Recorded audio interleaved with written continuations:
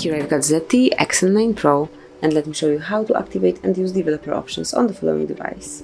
So at first you have to locate and open your settings, then pick System, which is the very last tab, go to the About Phone, and now scroll down to the very bottom of the list where you will notice build number. Just click 7 times on this tab, and as you can see now we are a developer. So let's go back, let me open Advanced Options, and as you can see developer options appeared here. Smoothly tap on the switcher, and from now on you have access to very advanced, truly useful features. You can perform all of these operations. So for example, you can show notification channel warnings, you can activate background check, you can switch off keep activities, you can debug GPU overdraw, and perform all the other options that are available here.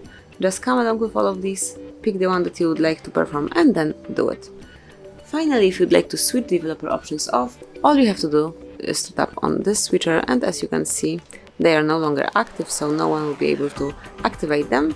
And also the tab from here disappeared, which means that if you would like to activate them again, you will have to perform the same trick one more time. So that will be all. This is how you can smoothly and easily activate, use and deactivate developer options in your ZTE. Thank you for watching. Please subscribe our channel and leave the thumbs up.